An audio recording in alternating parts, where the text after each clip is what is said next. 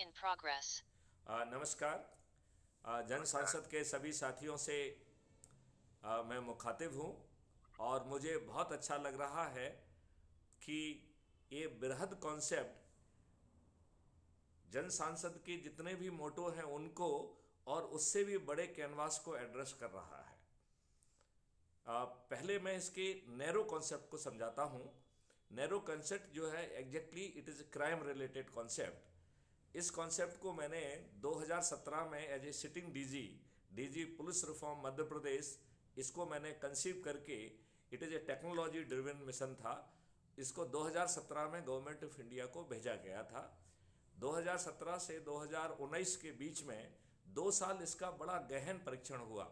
ये concept note Bharat के हर state को भेजा गया, वहाँ डिबेट किया गया, फिर इसके बाद जो है ना इसका पीयर ग्रुप रिव्यू हुआ और इसके बाद इसे एक नेशनल पुलिस मिशन के रूप में, जो कि पहले यदि आपको याद होगा 2009 में नेशनल पुलिस मिशन का कॉन्सेप्ट शुरू हुआ था जो मनमोहन सिंह जी के समय पर, और ये पीएमओ का हिस्सा हुआ करता था। 2014 में ये पीएमओ से एमएचए पहुंचा और एमएचए से आज ये हाउस है bureau of police research and development में। And bureau of police research and development जो है उसको आधार प्रोवाइड करता है, सपोर्ट सिस्टम प्रोवाइड करता है। तो इस national police mission for crime free Bharat through automated system, because it's a technology driven, ये 2019 में गवर्नमेंट ऑफ इंडिया ने एक्सेप्ट कर लिया था बीपीआरएनडी के माध्यम से, और that project is being headed by me even as on date. 2000 सितंबर 2020 में हमने एक ड्राफ्ट लॉ भी भेजा था जिसका मकसद था कि क्रिएटिंग ए डिजिटल चित्रगुप्त, जिससे एक बैकएंड इंजन क्रिएट किया जाए और डिफरेंट सोर्सेज से, क्राउड सोर्सिंग से, सीसीटीवी से, आईओटी डिवाइसेस से, ड्रोन से, हर अपराधी का 360 डिग्री इंफॉर्मेशन सिस्टम के पास अवेलेबल होगा।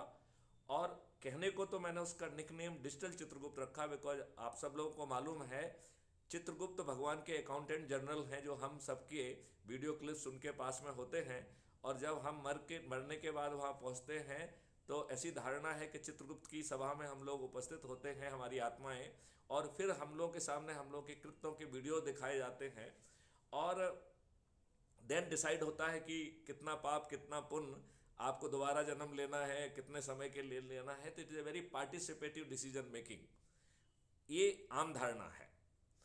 तो उसी चित्रगुप्त का नाम हमने वहीं से लिया है कि it is the digital Chitragupta of crime free Bharat. हालांकि ये कॉन्स्टिट्यूशन का एक कॉन्सेप्ट नोट था। इसमें जो ड्राफ्ट लॉ भेजा गया है that is guaranting the right to privacy. जैसे कि हमारे सभी fundamental rights, nothing is absolute, they are having some conditions. So this right to privacy is also conditional. जैसे ही आप खुद अपराध करने के लक्ष्मण रेखा को क्रॉस कर देंगे, you are, if you are the moment you commit a crime, वो जो डिजिटल चित्रगुप्त है जो कि आपको राइट टू प्राइवेसी दे रहा है, वही आपकी वो रिपोर्ट जो है बिना थाने जाए कर देगा। बिकॉज क्राइम फ्री भारत में इस तरीके का कॉन्सेप्ट है कि बिना थाने जाए आपकी एफआईआर दर्ज हो जाएगी, तो वो आपकी एफआईआर भी कर देगा। उसके पास सभी एविडेंस होंगे तो वो एविडेंस को भी भेज देगा। तो इस प्रकार जो है कहा जाए तो वो आपकी राइट टू प्राइवेसी को गारंटी कर रहा है टू ए ग्रेट एक्सटेंट। और यदि इवन जो chairman of national authority for scientific and technical assistance in investigation and detection of crime under entry 65C schedule 7 of the constitution के तहत जो है ना, ये बड़ा नाम है, यदि उसका चेयरमैन भी आपकी राइट टू प्राइवेसी को वायलेट करता है तो that person will be undergoing a imprisonment 7 year for पर लीकेज। और जो क्राइम फ्री भारत का इंजन है दैट इंश्योर्स कि 3 दिन से 30 दिन के अंदर न्याय हो जाए, तो जो चेयरमैन हैं जिनको who is a custodian of everything, he himself will be landed in jail. और यदि आप इमेजिन करिए कि यदि वो 4 इन्फॉर्मेशन को लीक कर देते हैं for his own benefit, then he will be in jail for 28 years. तो कोई भी जो है जेल में जाने के लिए चेयरमैन नहीं बन रहा है। तो I am very sure nobody would dare to breach your privacy. But यदि आप खुद अपने कार्यों की लक्ष्मण रेखा को क्रॉस करते हैं और आपका काम जो है जब अपराध की कैटेगरी में पहुंच जाएगा, तो सेम सिस्टम जो है would be reporting it also, providing proof also. और आपको शायद जानकारी नहीं होगी, भारत का हर नागरिक एज ए पुलिस ऑफिसर, उसे राइट टू अरेस्ट भी है और उसे राइट टू किल भी है। वो अपनी खुद की जान बचाने के लिए और दूसरे की जान बचाने के लिए he can even kill a person voluntarily and he has not committed a murder। इतना पावरफुल जो है ना पावर आम आदमी को दिया गया है। केवल प्रॉब्लम यह है कि आम आदमी को जानकारी नहीं है, उसको उस जिम्मेवारी के निर्वहन के लिए ट्रेनिंग नहीं दी गई है और उसको वो इनेबलिंग टूल नहीं दिए गए हैं जिससे कि वो उस रिस्क को खुद के लिए भी और दूसरों के लिए भी मिनिमाइज कर सके। यदि हम 3 कंपोनेंट के साथ एक चौथा कंपोनेंट और जोड़ दें कि यदि आप ये करते हैं दूसरों के सेल्फ डिफेंस के लिए, दूसरों की जान को बचाने के लिए, या किसी का बलात्कार हो रहा है या किसी के ऊपर एसिड फेंका जा रहा है, ऐसी 7 परिस्थितियों में the person can even kill a person without committing murder. इतने पावरफुल उसमें यदि हम थोड़ी सी ट्रेनिंग दे दें और थोड़े से इनेबलिंग टूल दे दें और साथ में यदि हम उसको रेवेन्यू स्ट्रीम भी दे दें, तो मुझे नहीं लगता है कि कोई भी गुंडा बदमाश, कोई भी क्रिमिनल कैन डेयर टू जो है ना do some anything dreaded against the public, क्योंकि हर पब्लिक का आदमी जो है वो एक पुलिस ऑफिसर है। अब मैं इसको यहाँ से खींच के वापस ले जाता हूँ। तो ये पुराना जो कॉन्सेप्ट था जो कि गवर्नमेंट ऑफ इंडिया को भेजा गया था, ये बहुत छोटा था और केवल क्राइम फोकस था। इसमें 5 सर्टेनिटी जो है आम पब्लिक को दी गई थी और वो टेक्नोलॉजी ड्रिवन थी। पहली सर्टेनिटी दी गई थी certain to get FIR registered without visiting थाना। तो बिना थाने जाए गांव के एक गरीब व्यक्ति की, गांव के गवाड़ी की, ना जिसके पास लैपटॉप है, ना जिसके पास मोबाइल है, स्मार्टफोन भी नहीं है, फ़ोन भी नहीं है, उसकी भी FIR बिना थाना जाए होगी। और उसके लिए 4-5 मॉड्यूल्स दिए गए थे, जिसका सबसे इम्पोर्टेंट मॉड्यूल्स था कि volunteer will reach to the person. वो वॉलंटियर वहाँ पहुँचेगा और अपने मोबाइल से वहीं पर जो है आपकी FIR सुनिश्चित करेगा। और वो FIR आज की तुलना में बहुत ज़्यादा पावरफुल FIR होगी, क्योंकि द कंटेंट जो है ऑडियो वीडियो जो है it will B not only recorded, it will B encrypted और हैश वैल्यू से लॉक करके that will become non manipulative, it will become almost infallible इस तरीके के साथ। और उसमें यदि मान लो लैंग्वेज की प्रॉब्लम है तो language interpreter will become another witness. जो आपका लीगल इंटरप्रेटर है he will become the third witness. और जो व्यक्ति मोबाइल लेके जा रहा है और आपके ऐप के माध्यम से आपकी FIR रिकॉर्ड करने में मदद कर रहा है, he is eye witness to the victim and he is eye witness to the scene of crime also. Crime free Bharat की ये प्लानिंग भी थी कि उसमें कुछ एडिशनल टूल्स लगा के इवन 3D और आजकल बहुत इसमें प्रोग्रेस हो गई है, तो वो प्रोग्रेस करके कुछ इम्पोर्टेंट वॉलंटियर्स को वो एडिशनल फीचर्स दे दिए जाएंगे, जिससे आपकी क्वालिटी ऑफ FIR अकेली नहीं रहेगी, बल्कि बहुत सारे एविडेंस जो अदरवाइज लूज हो जाते हैं और कई बार मैनिपुलेट कर लिए जाते हैं। आप ये देखिए, बड़ा धंधा होता है कि डॉक्टर्स कहीं कट पे उसको लेसरटेड वुंड कर देता है, कहीं कट वुंड कर देता है, और तरह तरह से जो है लीगल चीज़ को मैनिपुलेट किया जाता है। तो यदि वो कट वुंड है तो वो एक संज्ञेय अपराध है, कॉग्निजेबल ऑफेंस है। वो यदि लेसरटेड वुंड है तो संज्ञेय अपराध नहीं है। तो इस तरीके का manipulation would not be possible. तो द फर्स्ट सर्टेनिटी बाज कि आपकी FIR दर्ज होगी, आज की तुलना में 1000 गुना बेहतर FIR दर्ज होगी, आपको जो है थाना नहीं जाना होगा और साथ में एडिशनल एविडेंस भी कलेक्ट किए जाएंगे। इसमें एक ट्विन सर्टेनिटी भी थी कि आप जो है इस सिस्टम का दुरुपयोग ना कर पाए, तो यदि आप गलत FIR करेंगे, फैब्रिकेटेड FIR करेंगे, तो उसी सर्टेनिटी से you will be prosecuted. And उसमें क्राइम फ्री भारत ने जो कॉन्सेप्ट नोट गवर्नमेंट इंडिया को भेजा था, उसमें ये भी कहा गया था कि ऐसी फैब्रिकेटेड रिपोर्ट्स में 2011 211 एंड 182 आईपीसी लगाकर और उसमें जो उसके पनिशमेंट को थोड़ा सा मॉडिफाई कर दिया जाएगा। अब उसको एक तो संज्ञेय बना दिया जाएगा जो अभी संज्ञेय नहीं है, और दूसरा जो है उसमें जो पनिशमेंट विल बी इक्विवेलेंट, जो आप फर्जी एफआईआर कर रहे हैं उस ऑफेंस का जो पनिशमेंट है फर्जी एफआईआर करने के लिए भी वही पनिशमेंट होगा। तो this was the first certainty.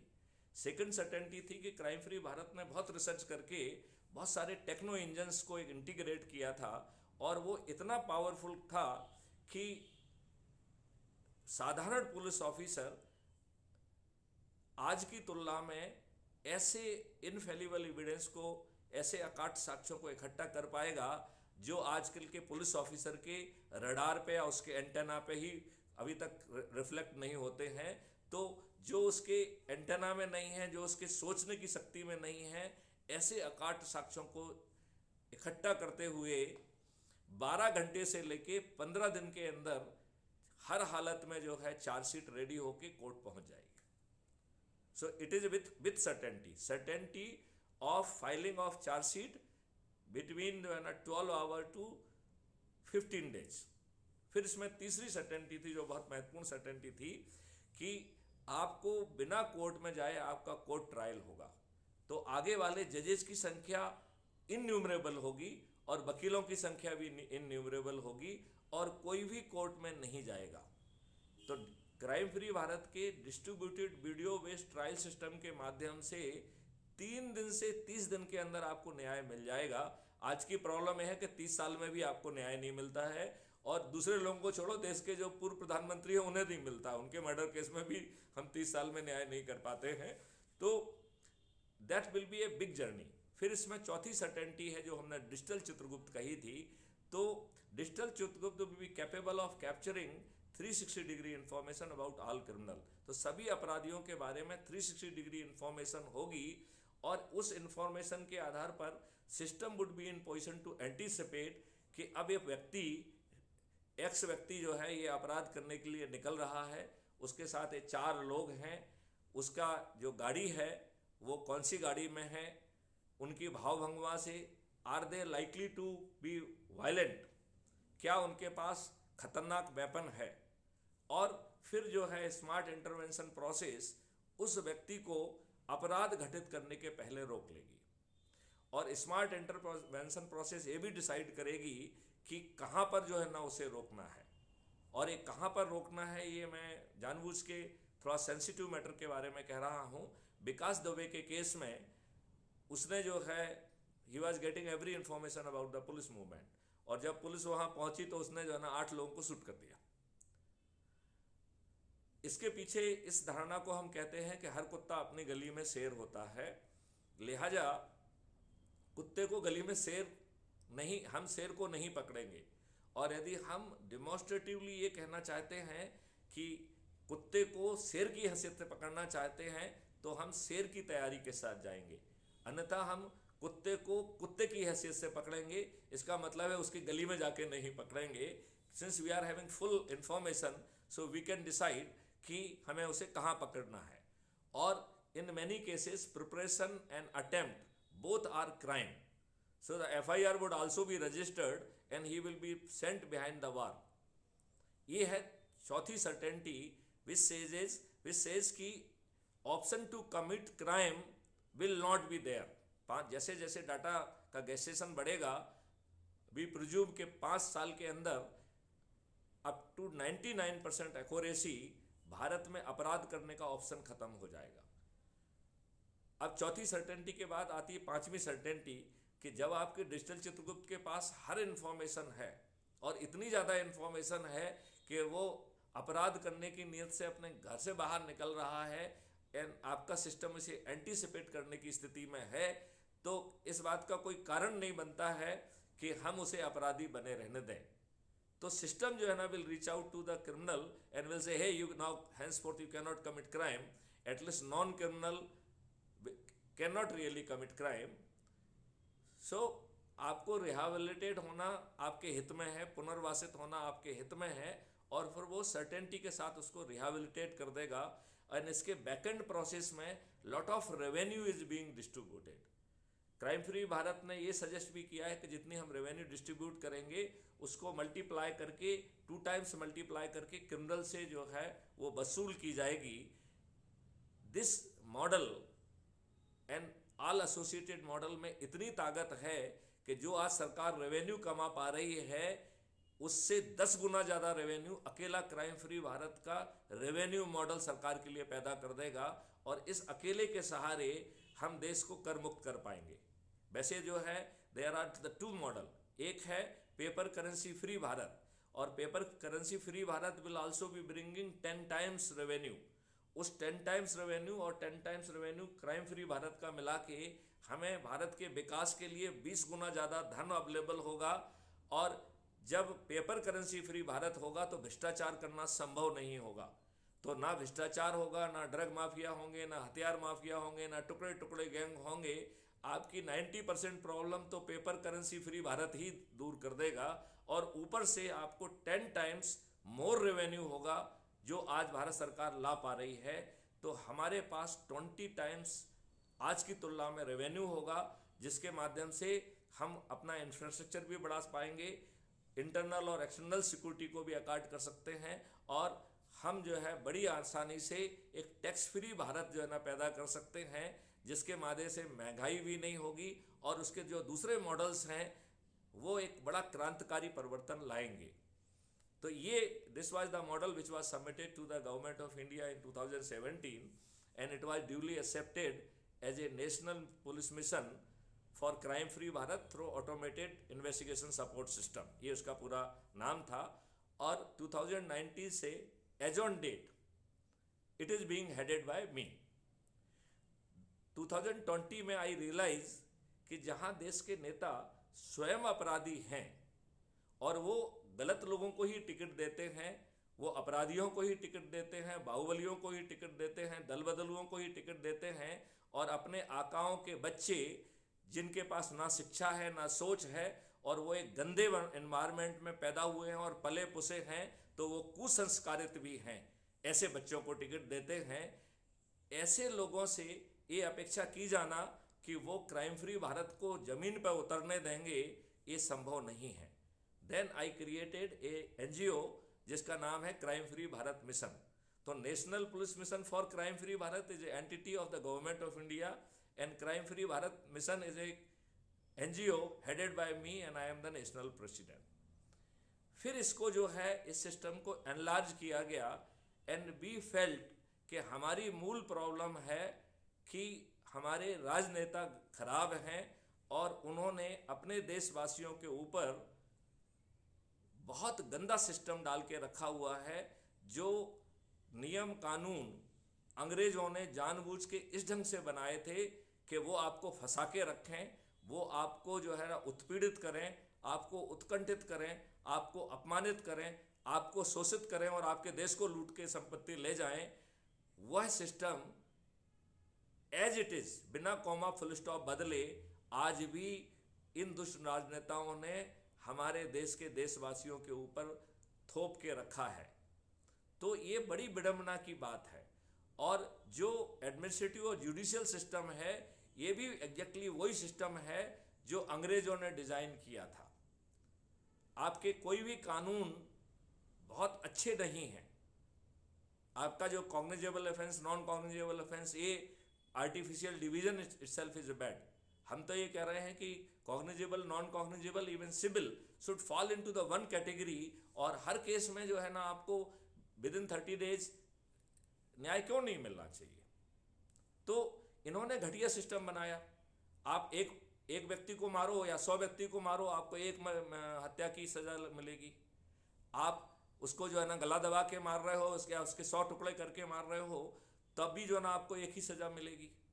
ये घटिया कानून का जो उनको दर्शाता है और आपके सिस्टम में न्याय मिलने में जो है ना बहुत समय लगता है। तो कुल मिला के क्राइम फ्री भारत ने 21 ऑब्जेक्टिव्स को रिफाइन करके इसके ऊपर बहुत रिसर्च वर्क करके बहुत सारे टेक्नो इंजन्स इसके लिए क्रिएट किए हैं।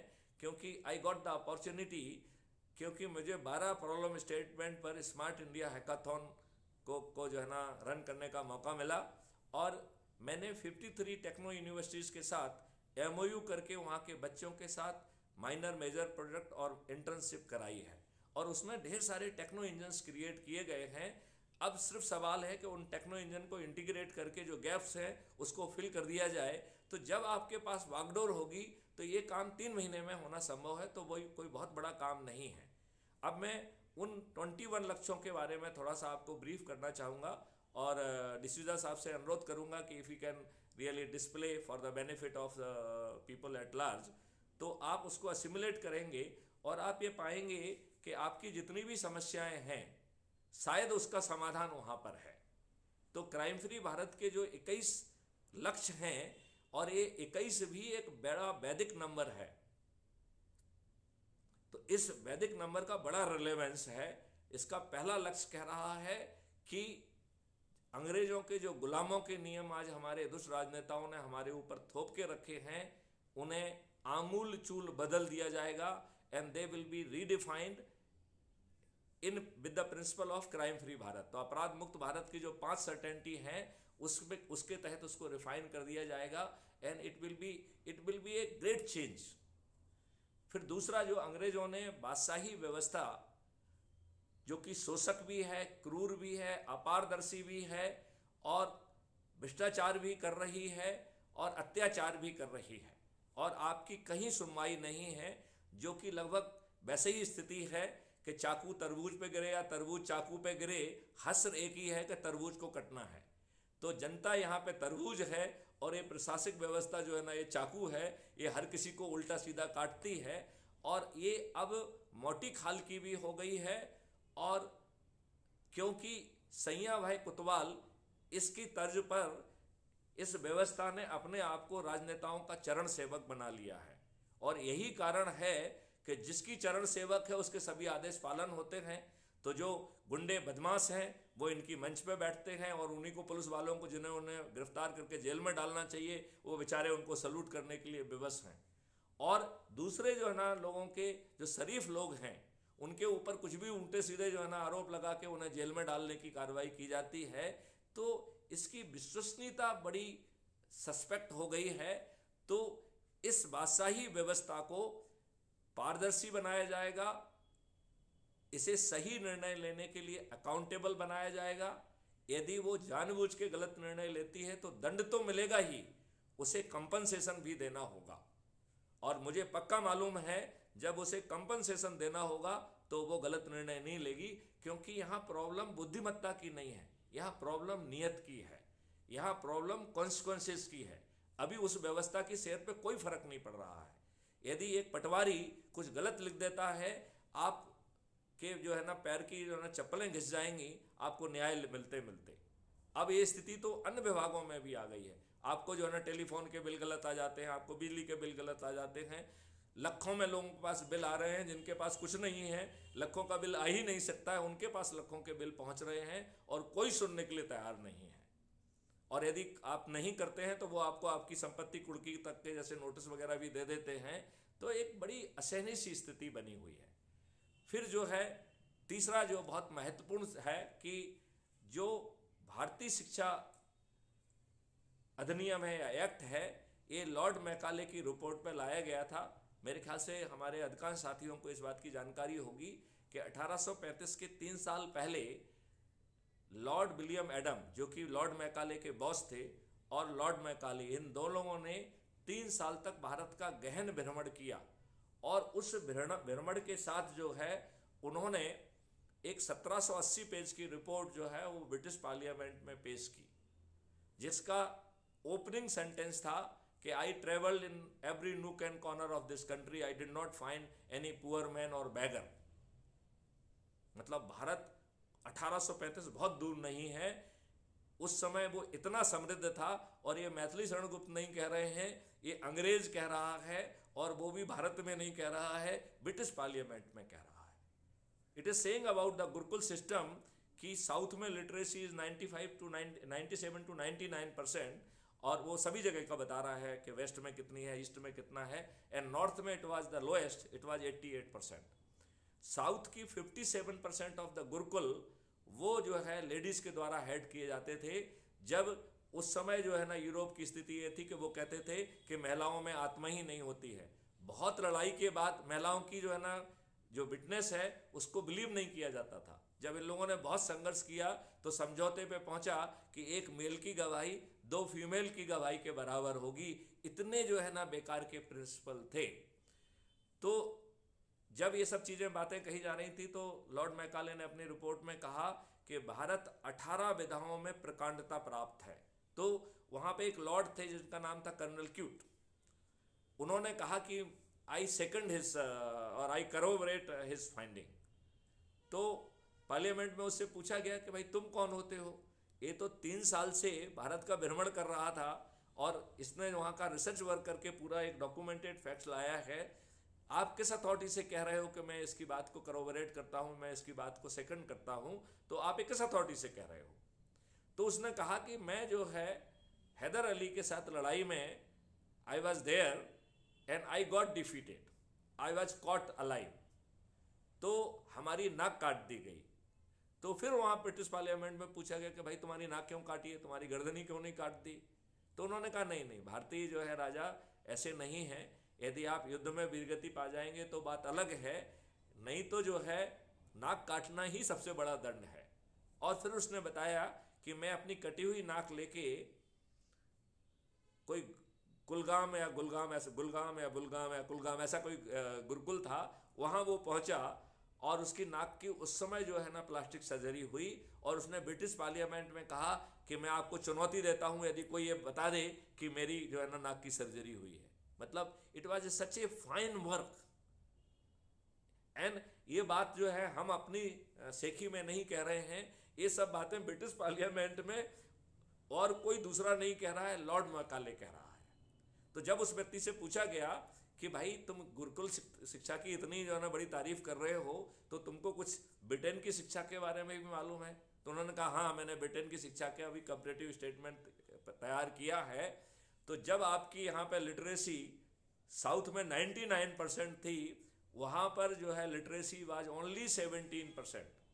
और वहाँ के स्कूल जो है वो जो है ना गैराज में चलाए जाते थे और केवल संडे स्कूल हुआ करते थे और उसमें भी बाइबल पढ़ाई जाती थी। मतलब देखा जाए तो अंग्रेज जो है ना भारतीय गुरुकुल सिस्टम के सामने एकदम नगण्य थे।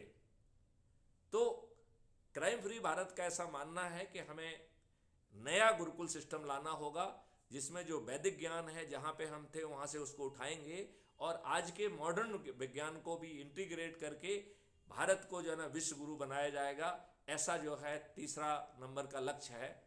4था नंबर का लक्ष्य है जो कि 5 हमने आपको सुनिश्चितताएं बताई हैं, तो it is exactly from there crime free Bharat के जो 5 सर्टेनिटी हैं, अब मैं उनको रिपीट नहीं करूंगा।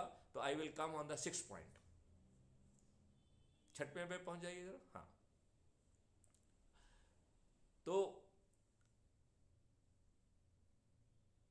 व्यक्ति का कृत्य की उससे साइबर क्राइम मुक्त होगा। तो आजकल जो साइबर क्राइम है, 5वां पॉइंट है कि जो भारत में अपराध तो होगा भी नहीं, साइबर क्राइम भी नहीं हो पाएगा। तो मैं कभी विस्तार से आपको समझाऊंगा कि आज जो साइबर क्राइम हो रहा है वो ढीली व्यवस्था के कारण हुआ है। हम बड़ी आसानी से 3 से 6 महीने में इस देश को साइबर क्राइम फ्री कर सकते हैं। और ये बात मैं मुश्किल से 1 मिनट में समझा सकता हूं कि आप साइबर स्पेस में तब तक प्रवेश नहीं कर सकते हैं जब तक किसी टेलीकॉम सर्विस प्रोवाइडर्स का आपको सर्विसेज ना मिले। तो टेलीकॉम सर्विस प्रोवाइडर्स के पास आपका डाटा होता है, उसको हम स्टैटिक डाटा कहेंगे। और जब आप बातचीत कर रहे हैं तो उसके पीछे जो टेक्नोलॉजी है वो ढेर सारे जो है ना बहुत फाइनर डिसीजंस लेती है।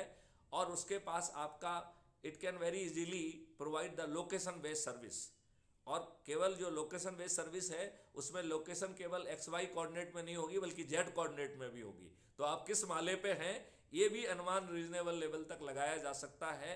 एंड आपका IP एड्रेस से लेके आपका MAC एड्रेस से लेके हर चीज जो है ना will be captured and will be saved. आपका जो मोबाइल है, इसी मोबाइल में ऑपरेटिंग सिस्टम में प्रावधान किया जाएगा कि जैसे ही आपको कोई चीज सस्पिशियस लगती है, the moment you will press button, ये हर चीज को जो है ना सेव करना चालू कर देगा, उसके जो है ना ऑडियो वीडियोस और उसके सबको प्रोटेक्ट करेगा। और उसके पीछे जो आर्टिफिशियल इंटेलिजेंस होगी, वो यदि मान लो वो आपसे OTP मांग रहा है, तो आपके स्क्रीन में एक फर्जी OTP सिस्टम जो है ना क्रिएट करके दिखाएगा, जिससे आप बड़े कॉन्फिडेंस से यदि 4 बार भी रिपीट करना हो तो आप उसे रिपीट कर देंगे। अब आप ये सोचिए, एक साइबर क्रिमिनल को एक फर्जी OTP दी जा रही है और वो जो है जब OTP काम नहीं करेगी तो वो सिर अपना नोचते हुए आपको दोबारा फोन लगा के शुद्ध भाई बहन की जितनी भी गंदी गाली उसने सीखी होंगी वो सब गालियां दे डालेगा। और बैकएंड इंजन हर चीज को कैप्चर कर रहा है विद दिस इनफेलिबल एविडेंस। और आपको मैं एक चीज और बता दूं कि जितने भी जो है लिंक भेजे जा रहे हैं, मेल भेजे जा रहे हैं, SMS भेजे जा रहे हैं, जो कि हम और आप भी जो है ना दसियों जो है ना हम लोगों को हर दिन मिलते हैं, ये सब अटेम्प्टेड क्राइम हैं। हमारी पुलिस ढीली है। अदरवाइज आपको यदि किसी ने साइबर क्राइम के इंटेंट से कोई लिंक भेजा है, कोई मैसेज भेजा है, या आपको फ़ोन कॉल लगाया है या ईमेल भेजी है, ये सब अटेम्प्टेड क्राइम हैं। इसमें आपके लॉस ना होने पर भी FIR भी बनती है। तो आप बताइए, यदि हम थोड़ा सा परिवर्तन इसमें कर दें कि जो पनिशमेंट होगा वो कॉन्करेंट ना होके सिक्वेंशियल होगा, कॉन्जिक्यूटिव होगा, तो जो ये 1000 ऑफेंस कर रहे हैं, 1000 मेल लोगों को मेल भेज रहे हैं, it means they have committed 1000 offences. यदि उसके एक हम 6 महीने का भी सजा कर देंगे तो 500 साल की सजा हो जाएगी। तो हमने एक पावरफुल सिस्टम क्रिएट नहीं किया है। हमारी साइबर क्राइम फ्री भारत से दूरी उतनी ही है जितने हम इन नियम कानून में थोड़ा सा परिवर्तन करके टेक्नोलॉजी को जमीन पर उतार दें, जो कि एक बच्चों का खेल है, कोई बड़ा काम नहीं है। अब छठवां पॉइंट है, छठवां लक्ष्य है कि जो आज का जितनी भी क्राइसिस है वो क्राइसिस एक एक्ट के कारण हुई है, जिसको हम पीपल्स रिप्रेजेंटेटिव एक्ट 1950-51 कहते हैं, जिसमें आमूल चूल परिवर्तन की आवश्यकता है और वो किया जाएगा। और पार्टी विहीन प्रजातंत्र को जमीन पे उतारा जाएगा। और ये अकेला पार्टी विहीन प्रजातंत्र नहीं होगा, ये खर्च विहीन चुनाव व्यवस्था भी होगी। इसका जो ऐप का मॉडल है वो ऑलरेडी डेवलप किया जा सका है। इसमें जो है ऐप के द्वारा जो है ना आपकी पोलिंग होगी और हर चीज ऐप सर्टिफाई करेगा, आपको उसके सामने कुछ नहीं कहना है। तो वो आपकी आइडेंटिटी को भी सर्टिफाई करेगा। जब आपके अकाउंट से 1 रुपए डिडक्ट हो जाएगा, that will be a clear cut guarantee के you are the same person, and app will say yes I certify you are this person.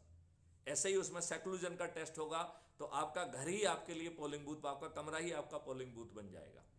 तो एंड इट विल गारंटी कि yes you are in a secluded place, so app has verified कि you are in a secluded place. फिर वो third check करेगा कि आप कहीं डर में तो नहीं हैं, तो कहीं ऐसा तो नहीं है आपके बीवी बच्चों को कहीं पे गन पॉइंट पर रखा गया हो और आपको जो है ना कहा गया है कि मुझे वोट दो। तो the app will perform certain test, and यदि वो ये आइडेंटिफाई करेगा कि कहीं आप डर में तो नहीं हो, और यदि आप फियर सर्कमस्टेंस में होगा तो it will try to extract information and send the police for registration of FIR। और आपका जो वोटिंग है that will be postpone the 3 days 4 days whatever is the quarantine period. And इसमें जो अभी का जो मिक्सचर बना हुआ है कि वही लेजिस्लेचर है और वही एग्जीक्यूटिव है, इसमें separation of executive from the legislature होगा। हालांकि लेजिस्लेचर ही जैसे ही एक्सपेंडिचर फ्री तरीके से लेजिस्लेचर का चुनाव करेंगे, उसी का सेकंड चुनाव इमीडिएटली होगा, जिसमें बहुत ज़्यादा ग्रिलिंग के साथ फाइनेंस मिनिस्टर यदि कोई चूज होगा तो वो फाइनेंस मिनिस्टर के लिए होगा। तो ना तो जो है ना पोर्टफोलियो मुख्यमंत्री या प्रधानमंत्री के प्लेजर पे मिलेंगे और ना ही वो उनके प्लेजर पे होल्ड करेंगे। तो जो पॉलिटिकल एग्जीक्यूटिव चुने जाएंगे they will cease to be legislature, वो लेजिस्लेचर नहीं रहेंगे, वो पार्लियामेंट में बैठेंगे सिर्फ 2 काम के लिए। एक तो लेजिस्लेचर के जो प्रश्न हैं उनका जवाब देने के लिए, to serve the cause of the accountability to the legislature, और सेकंड उनका काम रहेगा कि ड्राफ्ट कानून को पेश करना। और जो कानून है वो एक्ट के फॉर्म में पास नहीं होगा, it will B deliberated and section wise जो है ना पास होगा। तो जो हमारे सुप्रीम कोर्ट ने कहा है कि साहब हमारे साथ जब भी कोई इंटरप्रिटेशन की प्रॉब्लम आती है तो हम पार्लियामेंट्री डिबेट की तरफ देखते हैं, और दुर्भाग्य से कोई पार्लियामेंट्री डिबेट होती ही नहीं है। लिहाजा जो है हमें गैप के लिए फिर इंटरनेशनल डिबेट को देखना पड़ता है, इंटरनेशनल लॉ को देखना होता है। तो इस रिवाइज सिस्टम के तहत वो सब हैंडीकैप खत्म हो जाएंगे और हमारे उसमें सर्टेनिटी रहेगी, आया राम गया राम जैसा प्रावधान ही नहीं हो पाएगा। And probably this is the best way of doing it. सातवां है कि पेपर करेंसी मुक्त भारत होगा और साथ में टैक्स मुक्त भारत भी होगा, क्यों, और उससे भारत भ्रष्टाचार मुक्त भी हो जाएगा। कोई हवाला स्कैम नहीं हो सकता है, ड्रग माफिया नहीं हो सकता है, कोई हथियारों के माफिया नहीं होंगे, कोई टुकड़े टुकड़े गैंग नहीं होंगे। तो आज की जितनी भी हमारी टेररिज्म से लेके जितनी भी बड़ी प्रॉब्लम्स हैं उनका समाधान एक छोटी सी चीज़ से निकल के आएगा। और हमें जहाँ टैक्स के बर्डन से और टैक्स के कंप्लायंस से, क्योंकि टैक्स का बर्डन जितना खतरनाक है टैक्स का कंप्लायंस उससे ज़्यादा खतरनाक है। और जो माफिया बन गए हैं, जो टैक्स की कंप्लायंस वाले लोग हैं, जो कि जाके डकैती करते हैं, वो डकैती नहीं कर पाएंगे और आदमी सुकून से जी पाएगा। This will be making a very big difference in the life of everybody. आठवां है कि सोच और कार्य की एकाग्रता से, तो यहाँ पर अवेयरनेस और डिटर्मिनेशन के माध्यम से नशा मुक्त और शाकाहारी आध्यात्मिक भारत जो है ना पैदा होगा। और ये आपके कॉन्स्टिट्यूशनल मैंडेट का हिस्सा है। यदि आपको याद हो तो article 47 which is the part of the directive principle of state policy, ये देश के नेताओं पर ये जिम्मेवारी सौंप के गया था कि आप भारत को नशा मुक्त बना दोगे। लेकिन हमारे दुष्ट राजनेताओं ने गली गली कोने कोने में कलारी खोल दी हैं, दारू की दुकानें खोल दी हैं, और जहां पर दारू की दुकानें नहीं पहुंच पाई हैं वहां दारू के पाउच पहुंच गए हैं। आज हमारा जवान, आज हमारा मजदूर जो है वो खाना नहीं खा रहा है, वो दारू का पाउच पी रहा है और नमकीन खा रहा है, उसका शरीर जो है जर्जर और बेकार हो गया है। नौमा है कि क्राइम फ्री भारत का एक एग्रो मॉडल है जिसके तहत जीवामृत, घन अमृत, अमृत मिट्टी और ढेर सारे कॉन्सेप्ट के साथ जो है किसान की जो उपज है उसमें क्वालिटी चेक से लेके ढेर सारी चीज़ें करते हुए जो बाकी प्लेयर्स हैं उनकी एडेड वैल्यू और उनके रोल के हिसाब से उनको पेमेंट ऑटोमेटिकली सिस्टम के माध्यम से होगा और टैगिंग होके द एंड प्रोडक्ट जो कि भारत में 2 to 3 टाइम्स MSP पे बेचा जाएगा और विदेशों में वो 10 to 100 टाइम MSP पे बेचा जाएगा। और वो भी रॉ प्रोडक्ट नहीं होगा, उसमें बहुत सारी जो है ना दवाइयाँ, बहुत सारी जो है बेसिकली मेडिसिन्स मीन्स औषधियाँ जो कि निरोगी रखेंगी और दीर्घायु बनाएंगी। इसका जो पूरा एग्रो मॉडल है वो कह रहा है कि किसानों की आमदनी पहले वर्ष ही जो है ना 5 गुना हो जाएगी और मजदूरों की आमदनी 10 गुना हो जाएगी। और एक मजदूर की जो परचेजिंग पावर है that will B 50,000 rupees per month. यहाँ परचेजिंग पावर हम ज़रा डेलिबरेटली यूज कर रहे हैं क्योंकि उसका रियल जो है सैलरी होगी, रियल जो है ना उसको जो रेवेन्यू स्ट्रीम होगा, salary is not a right word, revenue stream है, क्योंकि उसको जैसे एक वर्क कंपोनेंट को कंप्लीट करते हुए उसको रेवेन्यू मिलेगी। तो sum total of revenue stream minimum जो है इट विल बी 25,000 और उसको हर चीज़ में 50% का रिवेट मिलेगा, तो उसका purchasing power will be equivalent to 50,000 rupees. Now imagine करो कि एक मजदूर के परिवार में यदि 4 सदस्य हैं और वो 50-50 हज़ार मिनिमम की परचेजिंग पावर है, इसका मतलब है उस फैमिली की परचेजिंग पावर 50,000 होगी। वो अच्छे से मकान में रह सकता है और उसमें बैकएंड इंजन जाके उसको मकान देने में मदद करेगा, उसके तरीके का मकान भी बन जाएगा और उसके बच्चे भी जो है ना अच्छी शिक्षा भी पा पाएंगे, अच्छा खाना खा पाएंगे, मिल्क पी पाएंगे। तो ऐसा वो रहेगा। और इसमें जो है ढेर सारी जो है चीज़ें होंगी जिसको हमने पॉइंट नंबर 10 में भी कवर करने की कोशिश की है कि भारतीय जो फॉरेस्ट एक्ट है उसको बदल के जो मालकाना हक है वो कम्युनिटी के हाथ में दिया जाएगा और उसमें 10 फीट गहरी ट्रेंचेज जो है ना अलोंग द कंट्रोल लाइन को के खोजी जाएंगी। और उसमें जो अभी ऑलरेडी इन्होंने स्टॉप डैम और जो है ना बहुत सारे डैम बना दिए हैं, वो तो उन्होंने किसी दूसरे कारण से बनाए थे, हम उसका यूज करके वी विल इंश्योर कि हमारे ट्रेंचेज में राउंड द क्लॉक पूरे 12 महीने पानी रहेगा। और उसके ट्रेंचेज के किनारे 4 तरीके के पेड़ लगाए जाएंगे और उनका मकसद रहेगा कि हमें औषधि भी मिले, फल भी मिले, सुगंधित चीज़ें भी मिले, ग्रीन फॉडर भी पेड़ों से होगा। तो हमारी गायें और जानवर जो है वो ग्रीन फॉडर जो उनको मिलेगा वो रिच प्रोटीन रिच जो है पेड़ों से जो है ना आएगा। और वहीं जो है औषधि के फल पेड़ों के बीच में शहद का जो है शहद भी जो पैदा की जाएगी, और जो गायों को उनकी फीड के साथ साथ मेडिसिनल जो है ना चीज़ें भी दी जाएंगी, और हर जगह पे अलग अलग के मेडिसिनल प्लांट्स होंगे।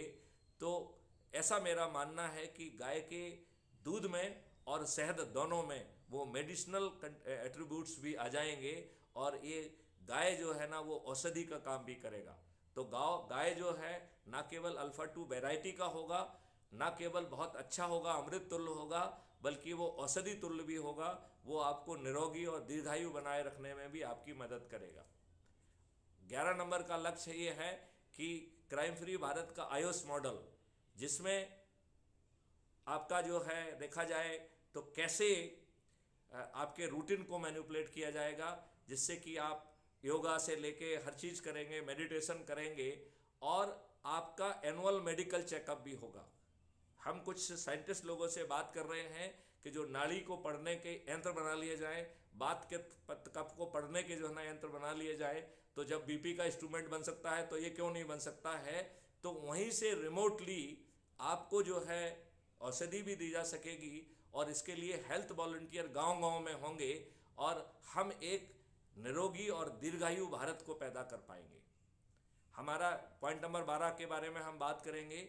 हमारा मानना है कि हमारे ऊपर चारों तरफ से जो है केमिकल की बम्बार्डिंग की जा रही है। आपको जान के ताज्जुब होगा कि हम 16 करोड़ लीटर दूध पैदा कर रहे हैं, और हमारा कंजम्पशन जो है वो लगभग 64 करोड़ लीटर दूध है। इसका मतलब है 48 करोड़ लीटर दूध जो है वो हानिकारक केमिकल से बनाया जा रहा है, जिसमें यूरिया आदि जो ना यूज होते हैं, और यह अपने आप में कैंसरस है। इसके बारे में एक रिसर्च कह रही है कि यदि ऐसे दूध या इसके प्रोडक्ट को लगातार 4 साल तक सेवन किया जाए तो 87% लोगों को कैंसर हो जाएगा। हमारे जो अन्नदाता हैं उन्हें ये कहने में शर्म नहीं आती है कि हम 1 एकड़ में अपने लिए जो है ऑर्गेनिक फूड बनाते हैं, और बाकी दुनिया के लिए हम कैंसरस जो है ना फूड बेचते हैं। ये बड़ा लज्जा का विषय है। आज हमारे किसान बिना शर्म के हर जगह हार्मोनल इंजेक्शन दे रहे हैं, गाय हो, भैंस हो, बकरी हो, मुर्गी हो, तो चारों तरफ से जो है ना केमिकल बम्बार्डिंग हो रही है। हमारे मेडिसिन के फॉर्म में हम इतने हार्मफुल केमिकल दे रहे हैं, आप अंदाज नहीं लगा सकते हैं। ऐसा कोई केमिकल पैदा ही नहीं हुआ है जो कि आपके शरीर को नुकसान ना करे। तो मेरा तो ऐसा मानना है कि that chemical medicine should only be given in grave emergency when your survival is threatened. It should be medicine of emergency. It should not be medicine of the treatment. अब आप ये बताइए, जहाँ से एलोपैथी आई है, जहाँ पर कि आसानी से एंटीबायोटिक नहीं दिया जाता है, हमारे लोगों ने प्रोटोकॉल बना लिया है, वो भर भर के जो है ना आपको जो है एंटीबायोटिक देते हैं।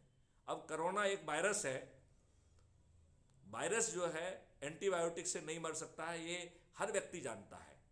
आप बताइए, कोरोना वायरस के समय इन लोगों ने 5-5 हैवी डोज में जो है ना आपको एंटीबायोटिक दिए, और वो इतने हानिकारक थे कि आपको पागल कर सकते थे, आपको डिप्रेशन का शिकार करते थे। एंड एक उसमें जो है ना एंटीबायोटिक तो ऐसा था जो आपको सुसाइडल टेंडेंसी पैदा करता था।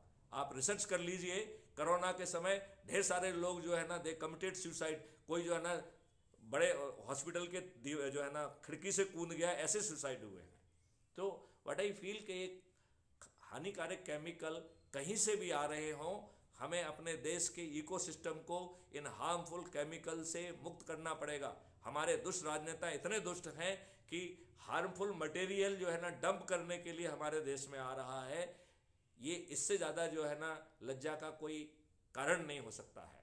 दैन ये कह रहा है कि प्रोएक्टिव अप्रोच से हम भारत को जो चूँकि समृद्ध बना देंगे, तो वहाँ रिजर्वेशन, फ्रीवी, गरीबी, ये सब की ज़रूरत ही नहीं होगी। मेरा तो यहाँ तक मानना है कि यदि हम जिस डिटर्मिनेशन की बात कर रहे हैं, हम 2029 तक, यदि गॉड विलिंग, प्रॉब्ली भारत में कोई गरीब नहीं होगा जो लॉर्ड मैकाले ने 1835 में कहा था, यदि हम 2029 में या 2029 में ना होके हम कह 2035 तक भी यदि हम वैसा कर पाते हैं तो it will be a great achievement. वैदिक और आधुनिक विज्ञान के समग्र विकास के लिए भारतवर्ष को एक biggest research and development hub पैदा किया जाएगा। और मैं आपको ये बता दूं, क्राइम फ्री भारत ने जो मॉडल डेवलप किया है उसके तहत इतना पैसा होगा कि बिना सरकार के ये संभव हो पाएगा। तो हम सरकार के ऊपर बर्डन नहीं बनेंगे तो भी जो है हम भारत के समग्र विकास के लिए जो है भारत को biggest research and development hub बना पाएंगे, इसमें कोई संदेह नहीं है। आर्टिकल 44 कह रहा है कि यूनिफॉर्म सिविल कोड होना चाहिए। हमारे संविधान के डिक्टेट के बावजूद भी हमारे दुष्ट राजनेताओं ने घृणित जो है कम्युनिटी बेस्ड जो है कानून बनाए हैं जो कि उनकी दुष्टता का परिचायक है। लिहाजा क्राइम फ्री भारत का मानना है कि यूनिफॉर्म सिविल कोड आया जाएगा। आर्टिकल 25 जो धार्मिक स्वतंत्रता है, इसका उल्लंघन इसलिए हो रहा है क्योंकि हमारे दुष्ट राजनेता चाहते हैं कि एक खराब माहौल बना रहे। मैं आपको कह रहा हूं कि जैसे जो है एक छोटा सा 4 सेक्शन का यदि हम एक एक्ट बनाएं जिसमें जो भी किसी भी धर्म की स्वतंत्रता के साथ खिलवाड़ करेगा वह संज्ञेय अपराध होगा। अजमानती तो होगा ही होगा, केवल एक ही परिस्थिति में जमानत मिलेगी यदि रिपोर्ट झूठी है। मतलब इसका मतलब है यदि सही रिपोर्ट है तो आपको जमानत नहीं मिलेगी। Crime free Bharat K techno engine से 45 दिन के अंदर अधिकतम अवधि में आपको न्याय मिल जाएगा और आपको जो इस वायलेशन के लिए मिनिमम 10 से 15 साल की सज़ा होगी।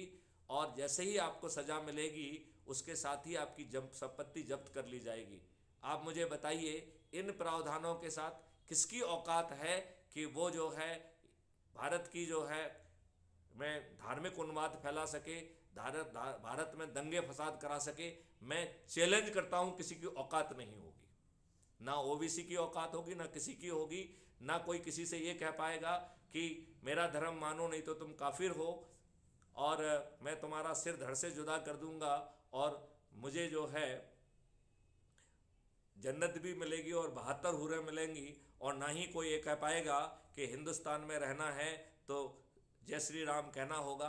अरे भारत में जो है वैसे ही जो है जिससे जहाँ पे भी कहना चाहिए कि जिसको जहाँ मोक्ष दिखता हो, जहाँ जिससे जो है ना शांति मिल रही हो, उस धर्म को माने। ये जो है इस तरीके की जो चीज़ें हैं ये संविधान के अनुच्छेद आर्टिकल 25 का सीधा सीधा उल्लंघन है।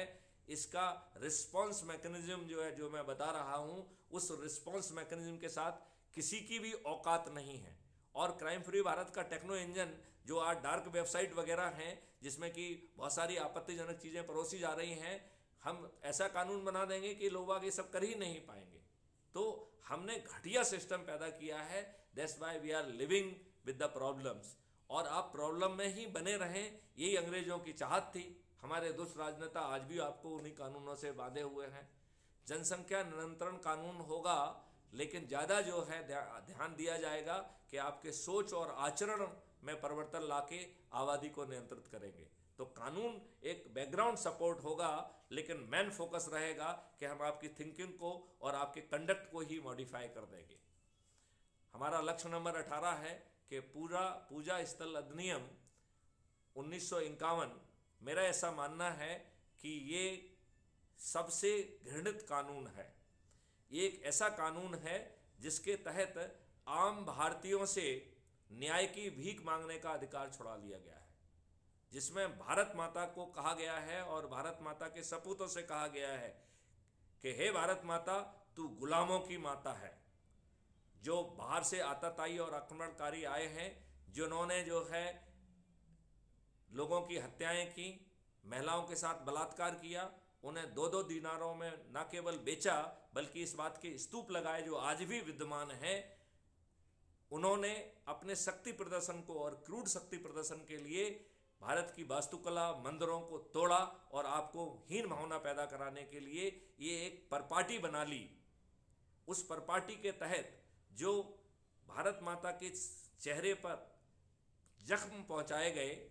ये एक्ट कह रहा है, हे भारत माता, तू गुलामों की माता है, तू उन्हीं जख्मों के साथ जी। 15 अगस्त 1947 के दिन जैसी स्थिति थी, तुझे उसी स्थिति में जीना होगा।